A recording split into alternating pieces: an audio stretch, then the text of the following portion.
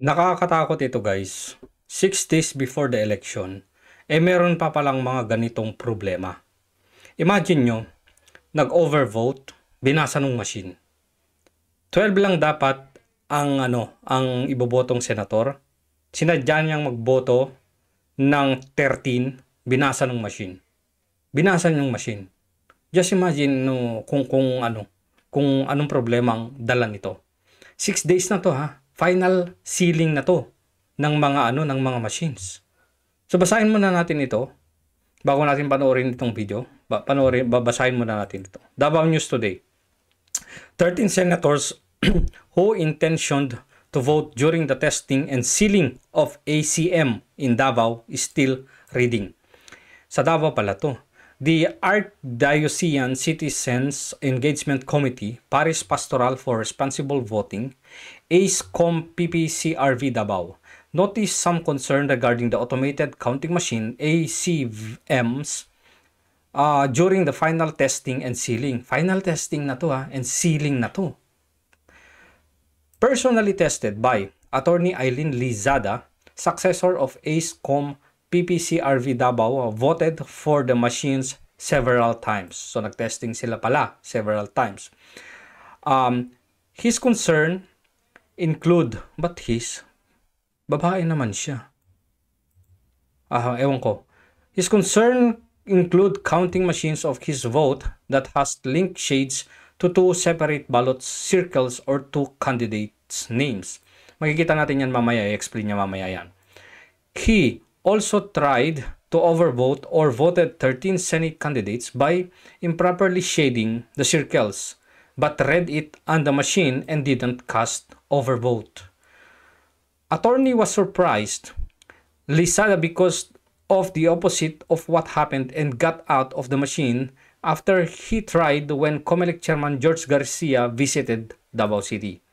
GMA Super Radio Davao tried to get clarification on COMELEC 11 regarding it. They failed to give statement. So walang paliwanag guys. So 6 days before the election, may mga ganitong aberya. My God. Pakinggan natin itong video and then mamaya may video tayong ipapakita at mismo yung COMELEC ang magpapaliwanag kung ano ang mangyayari doon sa isang balota kung mayroong overvote. Ayan. Ito. Kasi check natin yung machines. When we did this in the con before, we shared. Ba't he yung report? Babae naman siya. Mali lang siguro. Palagpasin na natin. George, when I shaded dalawang numbers, names. So ito yung sinasabi kanina, dalawang number daw yung shade niya. So talagang pinagdikit niya yung shade. Ano mangyayari? Kaya hindi ho yan binilang. So hindi bibilangin. So guys, watch out Wag ganito, wag tamad. May individual yan na circlean. Wag yung dalawa, gusto mong iboto yung dalawa na yan, pag-isahin mo ng shade. Bawal daw, hindi daw mabibilang. Take note sayang yung boto pag ganyan. So hindi makakount yan. Doon. So, yung akin, and then in another ballot, I overvoted. 13. So, nag-overvote daw siya, 13. So, ang binoto ko. According to their DESOTEP dito, dapat hindi binabasa. Pero yung aking overvote, binasa. Patay tayo dyan. 13 na senators ang binoto, binasa ng machine. Ano mangyayari dyan? Sino tatanggalin ng machine dyan? Wala namang kakayahan sa yata yung machine na magtanggal dyan. Paano niya pipiliin kung sakaling meron? So, paano to? Very critical to guys. Lalong-lalo na dun sa mga sa number 11, 12, 13, 14. Paano kung yung number 13 ay talagang talagang sasadyain na 13 yung iboboto para may pasok. Siyempre mas maraming boto di ba?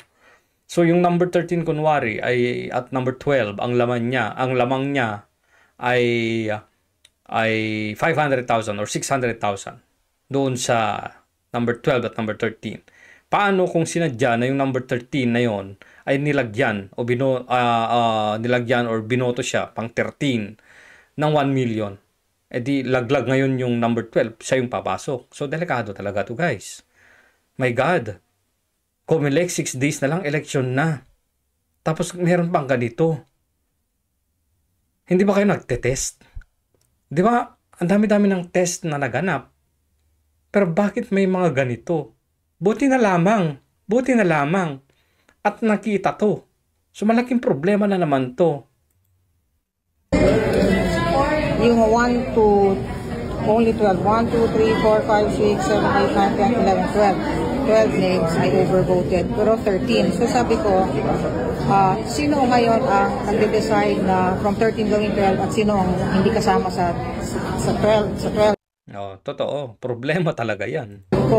So I requested the DESO to request for an overvoting of all.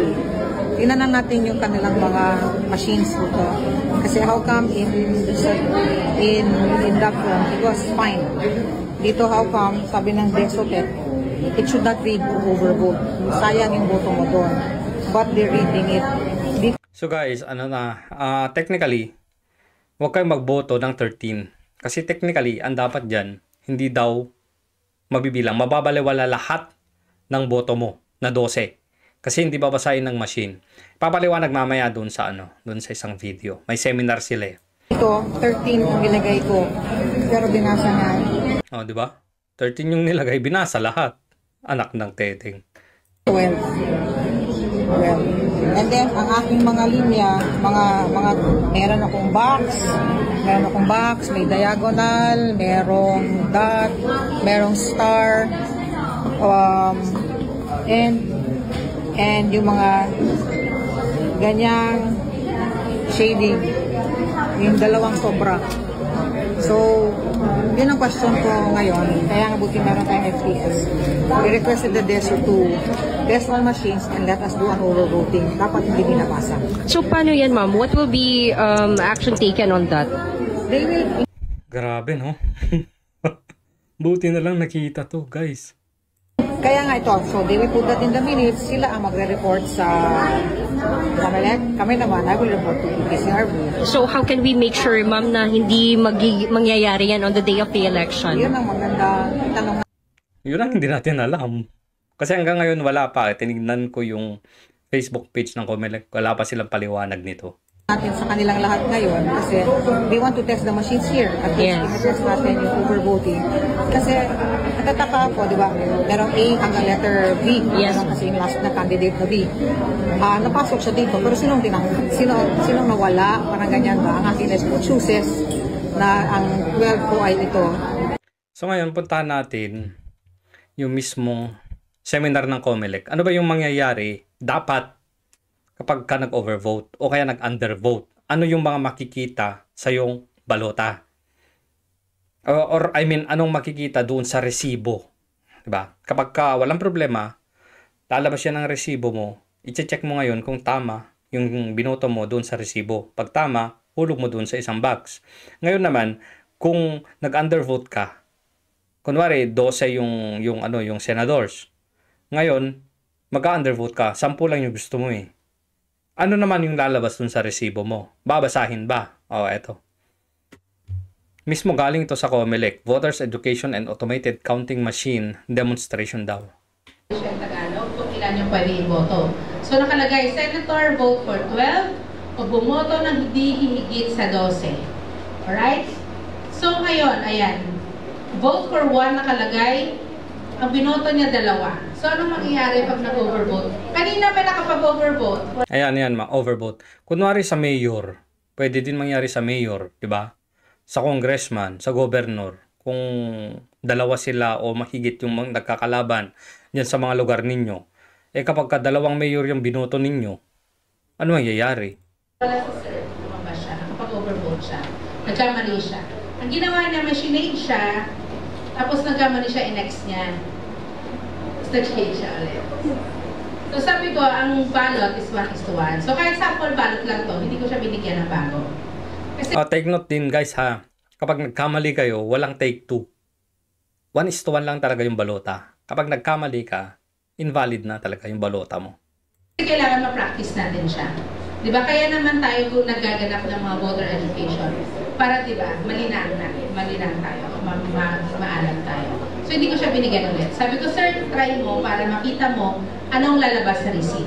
So anong lalabas kapag So eto na, ano ba yung lalabas daw sa receipt? overvote ka? Ang nakalagay lang sa kanya, overvote. Oh, overvote. May lalabas yung resibo mo, overvote lang daw yung malalagay. Walang name. Walang pangalan din. So ibig sabihin, invalid. Invalid yung boto mo. Invalid yung buong balota mo, guys.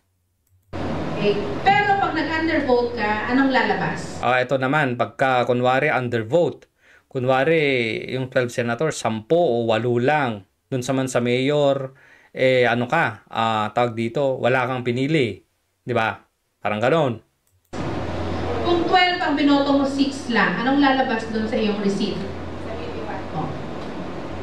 6 na names, kasi 6 yung binoto mo, tapos nakalagay 6 undervotes. So, dun sa example natin, kung 10 yung binoto mo, 10 yung pangalan na lalabas, tapos 2 undervote yung lalabas. Okay. Maliwanag, guys, ha? So, ibig sabihin yung 6 na names na yon magkakaroon siya ng vote. Hindi tulad ni So mabibilang yung 6, yung 10, yung sa example natin. Mabibilang yung 10 pa rin na binoto mo. Unlike doon sa overvote na hindi mabibilang lahat ng boto mo. So be careful, guys. Sayang. overvote, automatic, walang ilalagay. Bakit walang ilalagay? Kasi po yung ACM natin hindi siya bida-bida.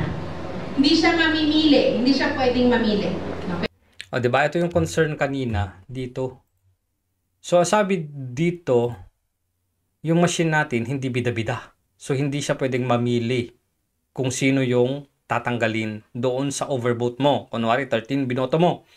Hindi bida-bida yung machine na tatanggalin niya yung isa doon. Kasi wala siyang karapatan o kakayahan na mamili.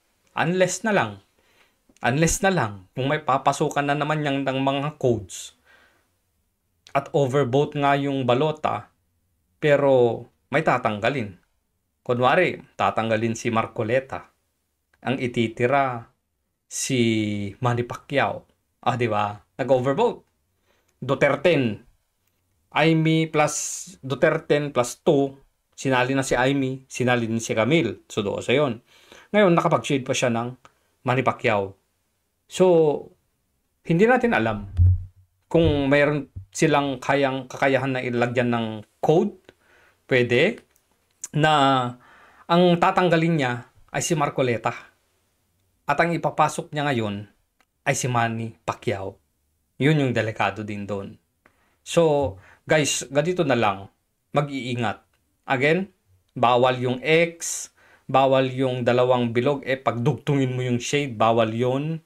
Bawal din ang overvote. Huwag magboto sa senador ng mas marami sa 12. Okay lang na mag-undervote. Okay lang na hindi mo iboto lahat yung 12. Huwag ka lang sumobra. So sana 6 days before election to, sana maglabas ng statement itong si George Garcia. Ang galing-galing niyong magpaliwanag nung tungkol doon sa issue ninyo sa resibo sa mga OFW, sa mga overseas voters.